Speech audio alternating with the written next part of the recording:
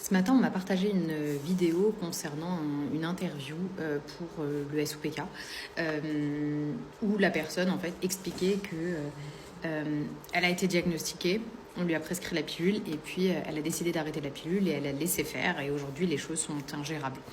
Et en fait, ça c'est une chose que je vois souvent. Le fait qu'on pense que le SOPK est une maladie de passage ou que c'est une maladie qu'on peut laisser. Il faut comprendre que plus vous laissez le SOPK, plus vous vous dites ouais, c'est pas grave, machin, plus en fait il s'installe. Et plus il s'installe, plus il est difficile de l'enlever, plus il est difficile de travailler pour améliorer les symptômes. Quand j'ai été diagnostiquée, on m'a tellement peu donné d'informations, voire pas du tout.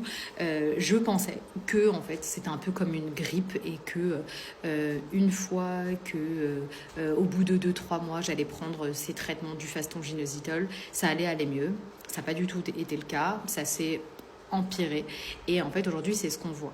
Aujourd'hui, il faut comprendre que la première chose à mettre en place quand vous avez le syndrome le syndrome des ovaires polykystiques, c'est des changements alimentaires. C'est votre première arme contre le SOPK. Et le souci, c'est que pendant les trois premiers mois, peut-être, on verra aucun résultat. Et c'est ici où en fait les gens abandonnent. Alors qu'en fait, c'est juste derrière qu'arrivent les résultats. Votre SOPK, vous l'avez laissé faire ou vous l'avez abandonné pendant des années et il s'est installé en plusieurs années. Vous ne pouvez pas solutionner votre SOPK en 3 semaines, même si chaque SOPK est différent, la gravité de chacun est différente. On a tous des SOPK avec différents degrés. Il est important de travailler sur son SOPK et d'améliorer dans un premier temps son alimentation.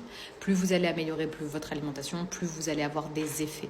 Attention à ne pas faire des alimentations hyper restrictives. Une alimentation anti-inflammatoire et à IG bas, c'est déjà un très grand effort. Point numéro 2, pratiquer une activité sportive. Je ne vous dis pas d'aller courir un marathon, faites au moins 10 000 pas par jour, ça sera déjà super bien. Allez, 8 000 si vous voulez, mais essayez de marcher au maximum et d'augmenter votre dépense énergétique au cours de la journée. Donc voilà, il y a des choses simples à mettre en place. Après, si vous voulez mettre des compléments alimentaires, bien sûr, j'en propose sur mon site imanharmonie.com, mais déjà commencez par l'alimentation et surtout, ne les laissez pas s'installer. Agissez tant que vous pouvez, le plus rapidement possible.